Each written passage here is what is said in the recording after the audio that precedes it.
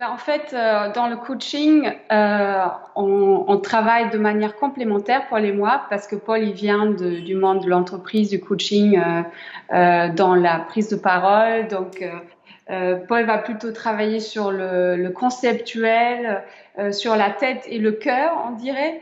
Et moi, je vais plus travailler sur le cœur et le corps. Comme ça, on couvre vraiment toutes les intelligences qui sont à notre disposition normalement. Mais par exemple, les dirigeants sont en général, et nous tous, hein, quand on est dans notre vie professionnelle, très souvent, on est uniquement dans la tête et on se coupe du potentiel, des ressources qui sont ailleurs en nous. Donc cette intelligence émotionnelle de se mettre sur cette onde de l'autre, de sentir qu'est-ce qui est là, quelle est la problématique, comment je peux accéder à cette communication plus humaine. Et de l'autre côté, accéder aussi au corps et à la sagesse du corps et se reconnecter et incarner vraiment pleinement sa puissance et son plein potentiel. Donc là, je travaille aussi sur la voix. Pour des présentations sur scène, de vraiment incarner cette puissance vocale et avoir un impact plus grand et plus grande authenticité. Et donc, dans des séances, on fait toujours une partie coaching. Et puis ensuite, on va faire des exercices. On va faire avec moi, du coup, une séance de respiration, de transformational breath, pour aller vraiment en profondeur, pour aller vraiment à la racine de ce qui nous bloque. Parce que très souvent, on ne peut pas y accéder juste en parlant, juste en réfléchissant. Parce qu'on a des empreintes de notre petite enfance qui se sont faites peut-être même au moment où on ne pouvait pas encore verbaliser. Donc, toutes ces choses qui se révèlent quand on est sur scène, par exemple, on se sent tout à coup mise à nu et tous les blocages, toutes les choses qui nous empêchent à être dans notre pleine lumière, dans notre plein potentiel, se mettent devant nous, nous bloquent. Et c'est des choses qui sont tellement enfouies, tellement profondes que avec juste un coaching en général, on peut pas forcément les enlever. Donc, nous avons cet avantage de travailler avec la respiration pour vraiment aller au niveau causal de ce qui ne va pas. Donc, on va tout de suite aller dans l'émotionnel, dans le corps, pour ensuite se sentir plus incarné, plus présent, plus vibrant. Et donc ensuite, on va constater le résultat d'emblée parce que après une séance de respiration, quand on se remet debout et on commence à parler, on commence à sentir son corps, on sent cette présence qu'on n'avait pas avant, comme si on habitait pour la première fois son corps et la voix change. Donc c'est magnifique. Donc ça, c'est le côté business et c'est un peu semblable dans des séances individuelles pour des particuliers. Donc il y a toujours une partie coaching, puis respiration, puis après debriefing. Et dans des stages, peut-être toi tu peux en parler, comment ça se passe. Oui, des stages. Et puis, comme moi, je travaille un peu différemment. Quand je travaille avec des dirigeants, par exemple, je vais d'abord leur demander là où ça va pas. S'ils ont un projet de transformation qu'ils dirigent actuellement, je leur demande quelles sont les difficultés, quels sont les challenges qu'ils sont en train d'avoir et comment moi je peux être utile pour eux.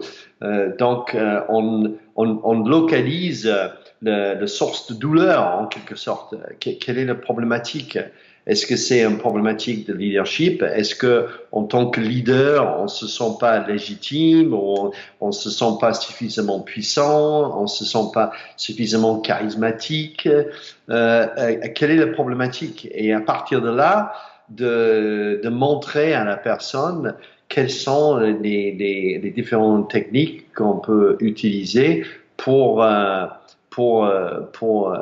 aider la personne dans sa démarche. Et puis dans les stages, on a toujours cette réflexion de coach. On veut savoir comment tu vas. On veut savoir qu'est-ce que tu cherches. On veut savoir quelle est ton ambition. Qu'est-ce que tu veux changer dans ta vie? Qu'est-ce que tu veux développer? Parce que si tu ne dis pas, si tu ne exprimes pas cet besoin intérieur, tu vas pas pouvoir le localiser dans une séance de respiration. Tu vas pas pouvoir se familiariser avec cette ambition à l'intérieur de toi. Par exemple, moi personnellement, j'ai eu un désir profond pour une relation qui était qui pourrait vraiment m'épanouir, une relation intime. Et cette chose en moi, j'avais besoin, c'était quelque chose qui était vraiment central dans ma personnalité, qui voulait s'exprimer. Et c'était seulement quand je l'ai admis à moi-même, quand j'ai conscientisé cette ambition-là, que les choses ont commencé à changer. Donc c'est le coaching pour moi, le premier pas, c'est révéler cette ambition, révéler quel est le problème, qu'est-ce que tu veux, dans quelle direction tu vas aller et combien tu le veux. Parce que pour un coach, c'est aussi, en anglais, on appelle ça leverage. C'est le sauce secret du coaching, c'est comment augmenter le niveau d'énergie par rapport à cette ambition.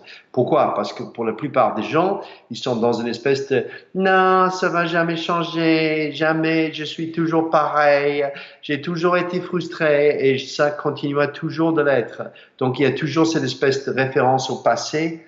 Avec un tout petit espoir qu'un jour ça va changer, mais fondamentalement c'est passif. Donc, il faut augmenter le besoin, augmenter le désir de changer pour pouvoir avoir plus de focus et d'énergie pour ensuite l'utiliser avec Transformational Breath ou d'autres techniques pour créer le changement, pour créer d'autres conditions de vie, d'autres façons, d'autres relations avec la vie.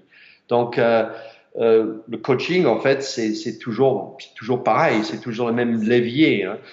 Et puis après, c'est l'écoute, c'est la compassion, c'est comprendre et partager et de dire à l'autre, écoute, moi, je suis pas parfait.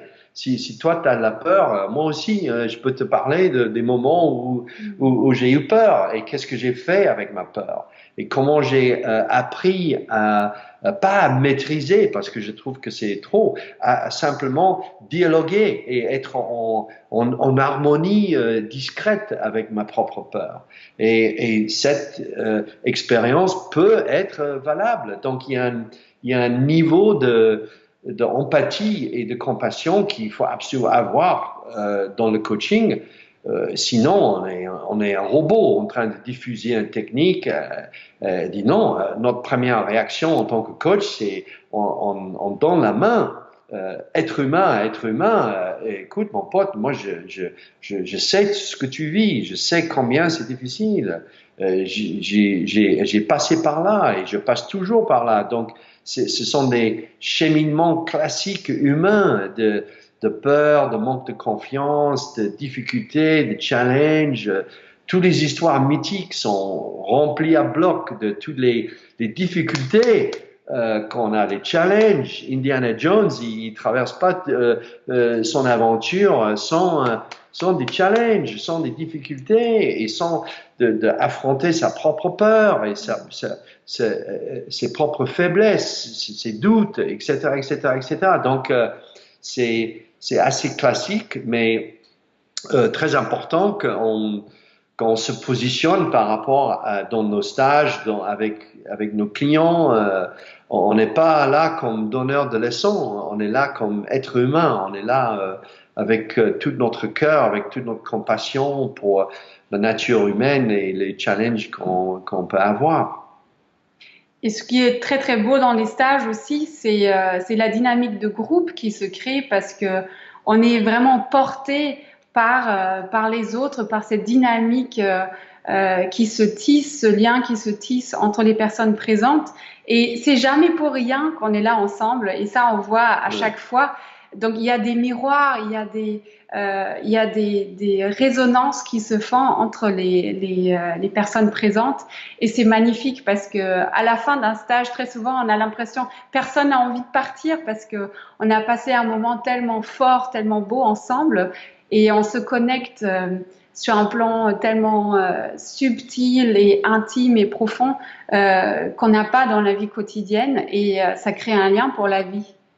Oui, et puis je dirais que une des choses qui se fait au fur et à mesure qu'on avance dans le travail, c'est qu'on voit que la relation commence à changer entre soi-même et sa propre respiration, entre soi-même et sa propre vie ou sa propre personnalité, sa propre nature. Et puis également, il y a un moment donné où c'est même notre relation avec la vie qui change. Et c'est là où toutes les peurs qu'on peut avoir, tous les challenges, tous les doutes commencent à prendre, disons, commencent à diminuer d'une façon claire et nette parce on a une autre relation avec la vie. Et la vie nous semble beaucoup plus coopérative qu'avant. Et que tout d'un coup, on a des opportunités et tout d'un coup, on a des propositions qu'on n'avait pas avant. Tout d'un coup, on a des ouvertures qui se créent. Et tout ça est une réflexion de ce changement dans notre relation avec la vie, pas la vie théorique ou la vie idéale ou la vie spirituelle. Non, dans notre vie, avec notre famille, avec notre entreprise, avec nos collègues, avec tout notre environnement habituel, ça change, ça change. Et puis moi, je dirais que si ça change pas, changer de technique, et y compris avec nous. Si ça marche pas avec nous, changer comment on dit, changer de fromagerie, aller à côté, tester d'autres, mais trouver quelque chose qui marche pour vous. Nous, quand on travaille en entreprise, on dit, écoute, vous pouvez demander un remboursement. Si ce truc ne marche pas, si la technique qu'on propose ne marche pas avec vous, demandez le remboursement. Et c'est pareil pour les stages. On dit ça un peu comme blague parce que personne a fait jusqu'à maintenant. Mais c'est un peu pour stimuler un petit peu l'idée, c'est que si ça marche pas, allez ailleurs, mais faites quelque chose qui marche. N'attendez pas des siècles pour des résultats et ne soyez pas convaincus que, ah oui, ça fait 10 ans que je travaille dans cette technique et un jour ça va donner des résultats. Non, on habite dans un monde moderne et les choses bougent très vite. Donc, si ça donne pas des résultats, change, fais autre chose.